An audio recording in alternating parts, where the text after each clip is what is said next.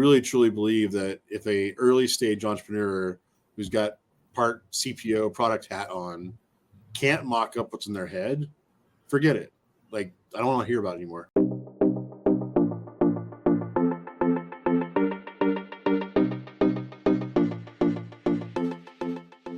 All right, welcome everyone to today's exclusive Nobody Studios live stream. My name is Sejal Thakkar, and I'm your host for today's conversation. And we're going to be talking about everything from how do you take an idea from concept to reality. And we're going to explore how do we effectively validate, develop, and scale a startup idea and beyond, right? And so our guests have a wealth of experience in guiding startups through these critical stages. And I'm excited to hear all their insights. So welcome back to the show, Mark and Andy. You're regulars on the show. Hey, Sejal. Hey. And we also have Nick joining us. Nick is our Chief Product Officer and co-founder of one of our newcos coming out of the studio, Evalify. So Nick, Mark, and Andy are regulars on this show, but we haven't seen you. We haven't stopped by in a while. So maybe you can kick it up with telling us a little bit about yourself and your journey and what drew you to Nobody Studios. Of course, why not? Thank you for asking, Sejal. So, Nick Sgobba, Italian, former IBMer. It's been quite a journey across Europe and Middle East. I'm mostly a techie that got to see the business side of certain pivotal moment for large customers and got into this moment of transformation and moments where we needed to take a vision, to take whatever we had, tape it together, and find a solution to build something new. That led me to become a prolific inventor at IBM. That led me to have my passion into the world of patents, in democratizing patents, in studying patents from an AI standpoint, from a language standpoint, and led me to create a couple of companies within this space. And at a certain point, I heard about somebody building 100 companies and no one talking about IP in certain conversations we heard. So we said, okay, we must talk about IP as well. And that's how we got to Mark, and that's how the conversation kicked off. And a few months later, we were effectively building Evalify together. Incredible. We're so glad that you're a part of this journey, Nick. And as I've gotten to know you more and more, there's so many layers to what you do. And so we'll dig into a little bit more about that. And so, Andy and I were brainstorming some ideas for today's live stream. And I'm pretty sure we're going to need a part 2 because there's a lot that we wanted to cover with everybody today. We wanted to talk about idea validation all the way to scaling towards product market fit and exploring these strategies to really help people understand what we're doing at Nobody Studios, right? And a lot of the stuff that we're going to talk about is important for people that are starting their companies because it can really help make or break your venture on some of these things, right? So Mark, I'm going to kick it off with you. Every great startup starts with an idea, but how do we know it's worth pursuing, right? So let's go back to the beginning. Before we spend time and money and energy into a new idea, how do we make sure it's worth the effort? Great question. There's a lot of angles to it. I mean, as idea people, Nick's an idea person, I'm an idea person, and Andy's got a background of creating companies. He's an idea person. Like, it's really easy to get excited about an idea because that's what our brain does. That's what our DNA does, right? But then the first thing I always do is like, that might be a cool idea, but is that the idea for me? Because I can usually convince myself it should be built. Somebody should do that. But is that the right use of my time, right? And so I think when you apply that to the studio, we're getting better at it. We'll be revealing here kind of towards the end of the year our entire research thesis so that we're actually backing into these are the areas we think we need to have companies. This is how we assess that market. This is how we see what's already there. And this is what we think we need to create. So that we're actually very purpose-driven in the companies we decide to build. And so I do think that compass or that filter is super important. Besides, could it succeed? Should it succeed? Should somebody do it someday? Fine. Are you the right person to do it? Should you do it? Do you want to do it? That's like the first filter, right? Then the second part of the answer I would say is all about what I call paper validation. And again, I'll be the first person to say we've gotten this wrong many times in the studio because it's just hard to do. It's hard. It goes against a lot of things you want to do as an entrepreneur. Once you have it in your head, you want to build it and you want to go show it to people, right? I really believe paper validation means as long as you can mock up what's in your head and go talk to 5 customers who may be a customer of that and show them the mock-ups, right? And back in the day, I used to do this just on PowerPoint. I was a master at PowerPoint. So I'd mock it up in PowerPoint. But now you got Figma and you got Canva and you've got all these different great tools. Like you can mock up what's in your head really easily without engaging your entire team. And so I really, truly believe that if a early stage entrepreneur who's got part CPO product hat on can't mock up what's in their head, forget it. I don't want to hear about it anymore. Like it really has to start there in my mind. And it's kind of interesting. There's been a lot of things that we've gotten right with Evalify. It's probably our most recent company that we conceived of together and built. There's still some things we haven't gotten right, but I think there's a lot of things we did get right, which was early on, we did get locked in on a vision. And that sounds trivial, but the IP space, especially with someone like Nick in the room, man, you could go about 9,000 different directions on product potential, right? And we were able to, as a team, lock in on this very simple form factor of delivering what would normally be a 40-page, attorney report, 900 emails, a couple of phone calls at $1,000 an hour, like all these different things that people could get access to before. We said, no, it's the form factor that we're focusing on. How do we deliver all of this in the most simplest possible output? And that just helped crystallize everything, right? And now we get to go out around and fumble around and make sure we got the right market fit. But even that first mock-up, which did really galvanize us into what we're trying to build, we could have and should have even earlier than we have been out there talking to 10 possible customers. What if I could give you this for X amount? What if I, how do you do it now? Like, it's just a great conversation starter. If you can go from idea to mock-up and then talking to prospective customers, I really just think that's the muscle that we know we have to get really good at. But every entrepreneur, if you can just do that on the front end and make sure you don't do the build it and they will come mentality, where you might be $500,000 into a product or $1 million into a product and you take it to market and people are like, well, yeah, kind of, but I just wish it did this and then I'd buy it. And then you're spending another 9 months and $1 million trying to chase that request. That's the kind of stuff you really can do right now in mock-ups and early stage conversations, and it shouldn't be undervalued. Yeah, great points, Mark. I agree. I think it's important to approach these things with curiosity, but also skepticism, right? And so, Andy and Nick, I would love to hear from you about what are some ways, right, about how do we test and validate an idea before we dive in head first, right? So I would love to really focus on, what are some things that we're doing at the studio and some of our new coasts to do this. Who wants to go first? I can always voluntold. I was told earlier today I'm good at that. Okay, fair enough. I'll start. I see Andy smiling, so I'll start.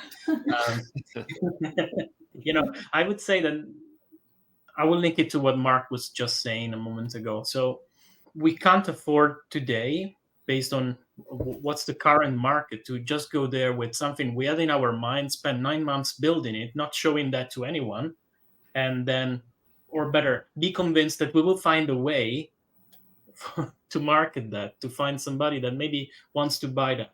There's no way we can do that. So the first thing to validate that, to test these ideas, is to go there and show them something. Not talk about it, show it, because many things can get lost in translation. Many things can be super obvious for you, but not obvious for somebody else. Effectively, you're building something that doesn't exist if you're really doing your job in a product creation. So you must be there with visuals and anything that helps concurs to create this idea of the product, of the vision, in the mind of the potential customers, and also think about how they would use it. This is another important part. Probably it's I'm going already out from the question, but it's important. I think we should discuss this. It's never what you think. It's what they think.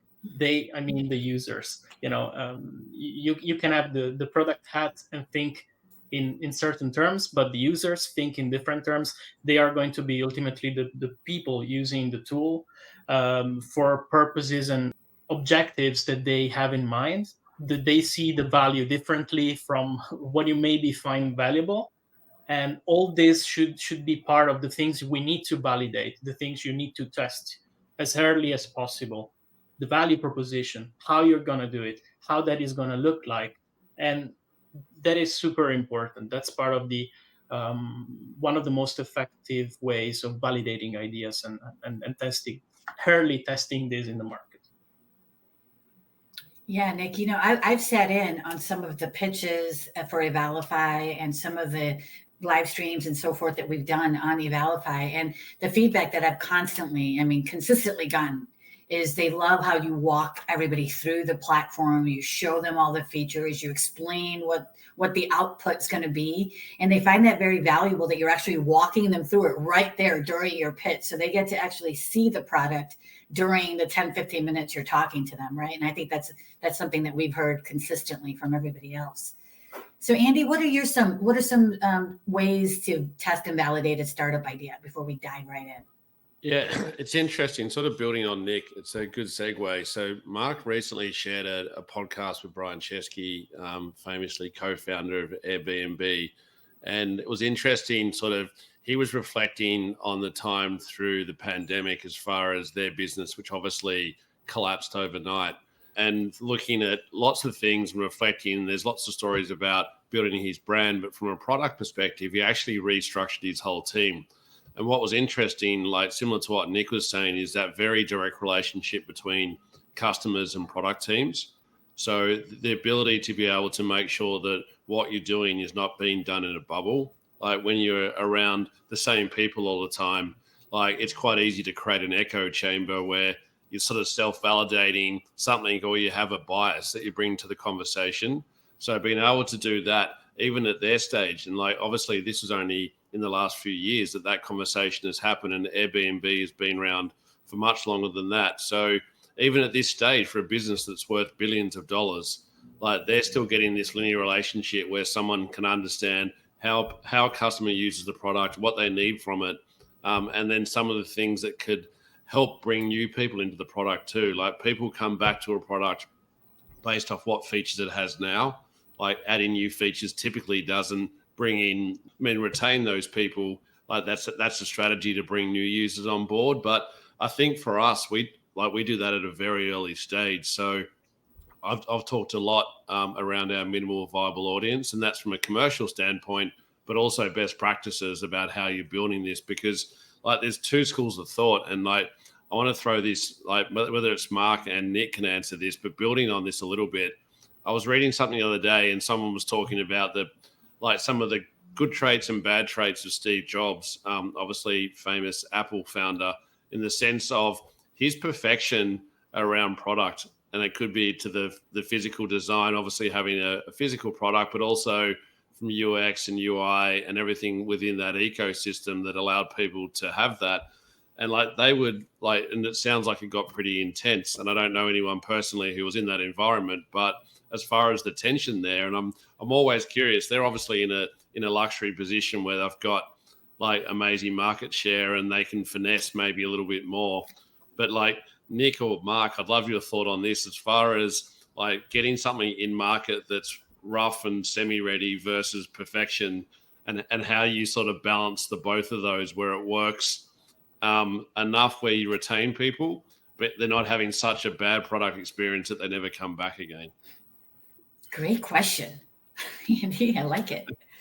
Yeah, I actually think the way it was framed is actually hard to answer. That was not my intention. And I'll tell you why, because you referenced Steve Jobs. I think it's a very unique world when you can invest $1 billion into something and spend a few years to bring it to market, right? And if you understand Steve Jobs' journey, I'll tell you, he was fired from Apple. Mm-hmm. And one of the reasons why he was fired from Apple was because he latched on to product visions, loved the product vision, and was never totally grounded with what customers were actually willing to buy. And there's always a split. There was a business that wanted to think more like IBM. We can sell this type of machines. Let's sell these type of machines. And there's a visionary saying, yeah, but there's a whole new market. And they were both right. And so he got pulled apart at the seams. he also got pulled apart at the seams because he could see where technology was going to go, but it was never there fast enough for him. So I actually am a proud owner of an original Newton. If anybody knows what a Newton is, it's about this thick. It's like a book, and it's got a little screen on it and a little stylus. And I think it's got 64K of memory, so you could hold like 82 names in it or something and phone numbers. And it was like the first vision he had for the iPad. Totally horrible flop of a product. Totally useless. Like no reason whatsoever to have that product in your life. But it was going down a path that 18 years later, he was able to come back into Apple riding on a white horse. He had carte blanche to do what he wanted. And he was coming off Pixar success, and he rebuilt Apple and everything he wanted to do, starting with iTunes and all that stuff was a series of successes that worked out in his favor. But man, you're talking about a 15-year gap between where he started at Apple and when he came back and had those successes, right? Most of us don't get those choices, those options. Most of those things don't happen in our careers, right? So I don't think it was ever a single-mindedness alone that helped him get to where he's at. I do give him a lot of credit for that, and I use that a lot. I quote that quite often. When he was trying to do the first iPhone, they wrote down all the features they wanted on a whiteboard. And there were certain features around cameras, camera, connectivity, Wi-Fi, how many contacts you could be able to hold, storage, photos, certain resolution of camera. They had a list of requirements, right? And then he hired a sculptor to sculpt what he wanted the form factor to be. And when he brought that back into that first meeting, saying, okay, guys, all that stuff we put on the whiteboard in the last few months about requirements, by the way, it has to fit in this.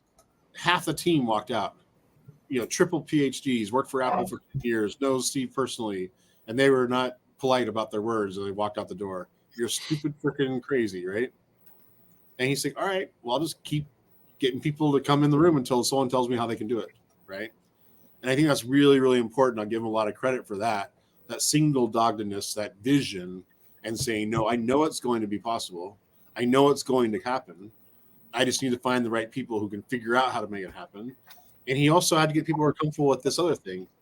He would say, I know the technology is not there. I know you can't make the battery that small right now, but we're not going to produce this thing for 4 years. So you have to think ahead of where batteries are going to be in 4 years and tell me what's possible 4 years from now, because we got to start building it now. Tell me where cameras are going to be. Tell me where LCDs are going to be. Tell me, like, he had to push the boundaries. And that's the thing I love the most about what I know about Steve Jobs. Amazing. Yeah. Pattern breaking ideas are always non-consensus, but right, and that's what typically happens. These are the crazy ideas, the wildest ideas, always non-consensus, but right. You have to live in the future and build it back. Imagine the life with that already in your hands and enable that and bring it back to the present and say, how am I going to build this? And if you think about it, that was pivotal moment for the entire industry, because at a certain point in time, we got to have like a device in your hand that had GPS, and GPS enabled delivery, food delivery, enabled Uber, enabled so many other things that happen afterwards. So these are non-consensus and yet right. Yeah. No, and I love what you just said, because that's one thing that we try to say here internally is look at the non-obvious business models. Yeah. But look at them in terms of what just became possible, right? So what you just said was not common sense to everybody. When the first iPhone was delivered and you had GPS in your hand, no one really understood, I'm going to be able to push a button and have a car pick me up, or I'm going to be able to push a button and get food delivered. Like, what does that have to do with it? Yeah. But it has to do with the fact you've never had GPS and a map and internet connectivity and a screen in your hand before, right? And so being able to say, what do these elements allow me to create that I couldn't create last week? That's where you get into really unique business models. Yeah, nice. And then on that, then, as far as like I step back into a practical planning sense and how you can use that within product design. How important then is trying to forecast product sequence in the sense of like dreaming big and thinking 4 years ahead, Mark, and then Nick, like with Evalify in the sense of like what can gain like product solution fit early. So like how do you start building a customer base and build that out? but then get to something that has traction and stickiness down, and like assessing that hierarchy is, that takes a lot of understanding on consumers, but also on product development, right? Yeah. Do we have 30 minutes to answer? I told you. I told you at the beginning we're going to need a part 2. I already knew this was going to happen. Yeah, Mark, please, you want to continue? Yeah, no, I think it. Let's just run with the Uber example, right? And I love the way that Nick had teed it up. Let's just say we were the studio back then in whatever it was, 2009. The iPhone was released, right? And we're looking at what does this set of features allow us to do that we couldn't do before? And let's just say we came up with Uber, right? How hard would it be to mock that up? How hard would it be to mock that up and go talk to 100 people? Like, yeah, they've raised gazillions of dollars and they're worth gazillions of dollars, but we could be into this for $40 and a few weeks of effort, and you've got mock-ups and you're talking to 100 people or 200 people and saying, am I crazy? Would this be cool or not? What if you could do this on your phone now? See that new phone that everybody's talking about? What if you could click this button and make this happen? And 10 minutes later, a car showed up and you could track it and you could mock all that up and you get some awesome feedback, right? Now, you're not always going to get the right signal from the market. Henry Ford would say, if you ask people what they want, they'll tell you a faster horse carriage, right? So you have to envision something they can't see. But if you're bringing them something they couldn't have seen before, like a mock-up of Uber, and saying, now that this device exists, people are smarter than you think, right? They're smarter than we usually give them credit for. They can understand this set of technologies that now is my hand that didn't exist before is going to lead to some cool stuff. I just can't imagine what it is. But they'll recognize when they see it. And if you show them the Uber concept, they're like, oh my God, I would love that, right? But they didn't wake up in their minds saying, God, I have a real problem getting on-demand cars to come to my house. So you can't actually start on a problem-solving mentality, right? You can't start in how much time do you worry about every week trying to solve this problem? Nobody. I never spend any time every week trying to solve the Uber problem. But I love Uber in my life now, right? So you got to paint a picture of something that doesn't exist yet and let them absorb it and react to it. You can learn a lot in that early process, as long as you're not, thinking it's the only indicator, but it can give you a lot. Nice. Nick, you've got some cheerleaders that are joining us today. You've got some friends signing on. So thank you, everybody that's jumping on with us. But there's a question here that says product market fit research, great step towards successful venture. I want to know about the long-term goal and how you people are preparing for that. Andy, do you want to take this one?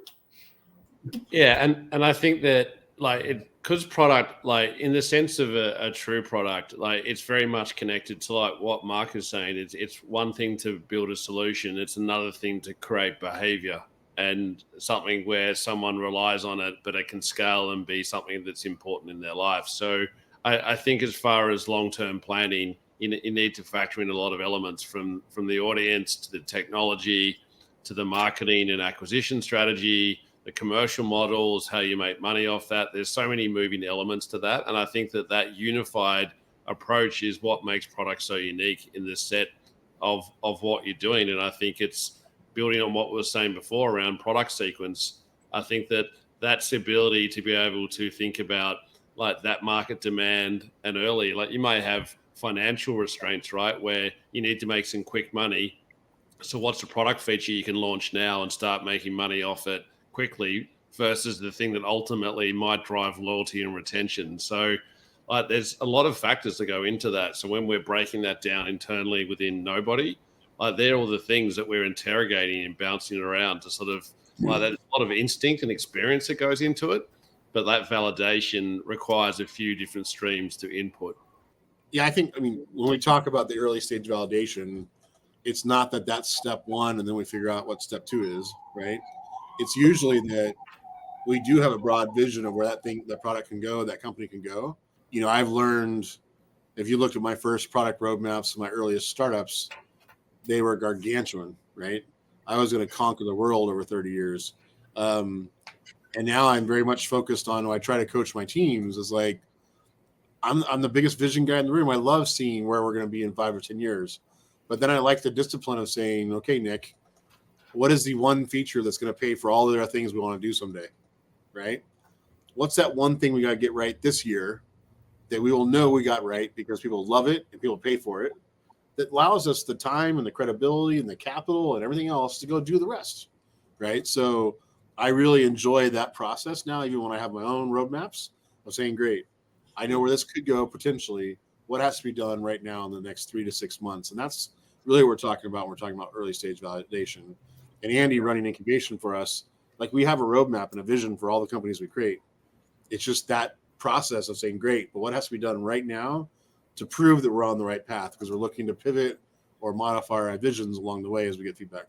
Right, and that's a great point, Mark. You know, it's a good question that I wanted to ask everybody is, how do you determine which features are essential, right? Which features do you need to capture the core value proposition, right? So this is very challenging to a lot of founders. Is like Nick was saying earlier, like you want to put everything in there right at the beginning, but you can't, and so you have to decide which features you're going to focus in on first, and then which ones you're going to slowly build in. So what is some guidance you can give to people on how do they make that decision? Nick, that's you. Yeah, no, of course. I understood that. I safe, by the way. I've seen the message. Thank you. So I would say this. So from a vision, brand, company point of view, the stickiness comes from value alignment. So you must stay always true with the vision.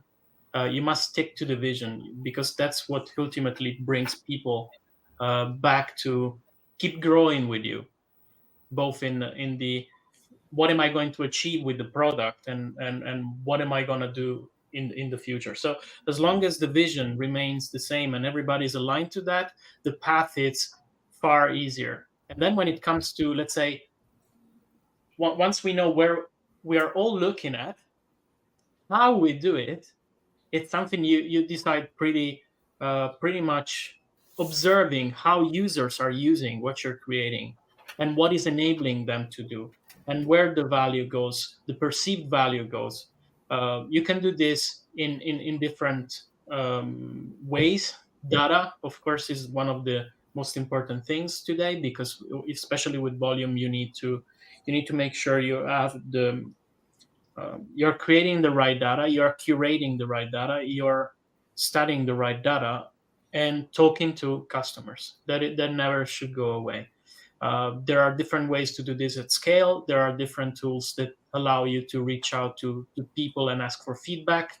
It has to be a recurring process. It's not a one-off. It's never a one-off. It's a kind of check-in you should repeatedly do in the product life cycle.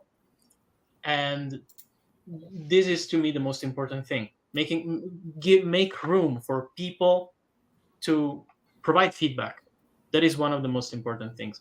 From a product standpoint, you also when you put the product hat guy, the product hat, and you are the product guy, then you of course have a vision. You see things like in the analogy of, let's say, Steve Jobs creating a new market entirely with a product. That's what you aim at doing with a product when you're building that. You say, once this is in the world, how the world is different and what is enabling me to do, and that remaining aligned with the vision allows you to select what are the most important features. And to validate that, you talk to customers and you repeat the exact same thing you've done for the first time. And if you keep building on the feature that brings you, like, what is going to pay for everything else, then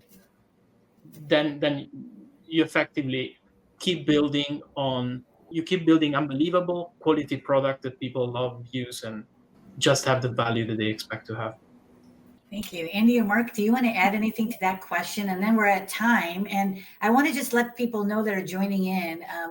I might be mispronouncing your name, Gadamfar Khan. You said, are you guys taking questions? We absolutely welcome questions. We want this to be interactive. This is part of the reason why we're doing this live stream, is to get your feedback, ask your questions, definitely put them in the chat.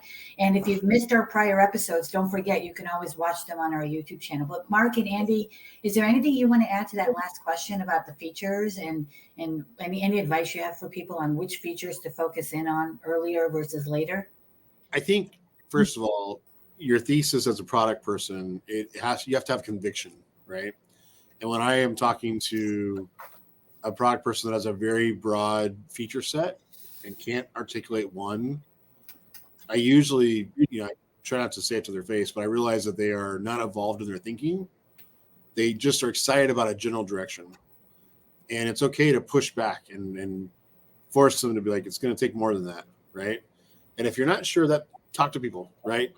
Talk your ideas out, see what they resonate with. If you have it in your head, again, do a mock-up, show it to them, but show your entire vision on that mock-up and let them tell you, oh my God, if someone did that one thing, what happens when I click on this button?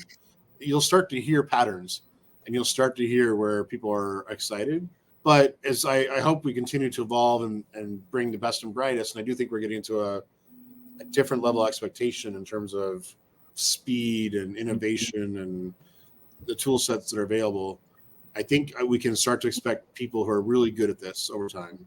That they just say, okay, I know where the roadmap can go, but this is the anchor feature. This is that thing that people can't live without, that gives me the chance to do the other things, right? Or gets me the hook with the customer, gives me a chance to, again, do other things. There's so many great examples of startups that started out with one thing, but they evolved into something else, right? And it's probably in their roadmap from the beginning. Like, one of my favorite examples is OpenTable. So most people are familiar with OpenTable. If you want to book a reservation for a restaurant, right? You look for you look for a restaurant in a certain area, a certain type of food. You look at the tables, you see which tables are open, you book it. Well, what did that force people to do? That forced restaurants to say, oh, I need to get these reservations, so I'm going to start dealing with OpenTable. But OpenTable then used that to become basically an operating system for restaurants. And aside from the biggest companies on the planet, most restaurants are small mom and pops. So they turned it into, well, now I know what your reservations look like. I can help you do scheduling with your employees. I can help you do other things around managing your team. I can help you map out your restaurant so we know where your tables are. We can track which parts of your restaurant should be shut down so you can cut on power versus other parts. They started doing cash management for payroll. Then they went into payroll, and they eventually sold for billions of dollars. So they started out with just a reservation system. I know their vision was bigger, but that was the thing they had to succeed at first to get in to do the rest. Love Great that story. example. Yeah. I can't help myself and throw in this dad joke and like to talk about the future of innovation and things. I used to use this slide a lot in presentations that I was doing when I was doing talks. And it was like my mum had these rules as a kid growing up, and two of them were don't meet people from the internet, and then don't get into cars with strangers. And then fast forward to Uber, where we summon people from the internet to get into their cars. And that whole thing for me is like thinking from a like logical point of view. Like if you thought about that, I mean, obviously taxis have existed longer before that, but there's something about planning a product and innovation where human nature tells you that this isn't going to be a thing, but then you can create a marketplace. So being bold with that thinking and changing people's behavior and then creating a market that didn't exist is a beautiful thing. No consensus and right. You know what? I'm gonna Andy, that was a good Good one. dad joke. And so you're gonna get one of these. Hold on. Oh, yeah. We are at thank you, Mark, and Nick, for joining us today. And for everybody else that was joining us, thank you. Sejal, that's saying, hey, Nick, great to see you here. And here we go. Here's the question. So I will bring this one in just real quickly, and you can answer it really quickly, just because I told him he can ask the question. And so I don't want to leave him hanging really quickly. The question is, what is your strategy, or at least in Ganza Farm, we might have to take this offline, but it's a great question. What is your strategy, or at least some underlying principles and values to build processes and systems that will enable you to build 100 companies in 5 years? You know what we're going to do? We're going to start with that question next time, because that is a big one. And I think that's a perfect segue into the topic next time. Plus, Ganzafar, that forces you to come back and join us next week. So let's start with that question next week. And Robert Vocala is joining us as well. Thank you, everybody, for joining us. And we're going to start with this question next week, everybody. Have a great week. Thank you for joining us. And check out our website, nobodystudios.com. We're going to need a lot of product people and a lot of people in general to build 100 companies in 5 years. All right, we'll see you next time. Bye, everyone.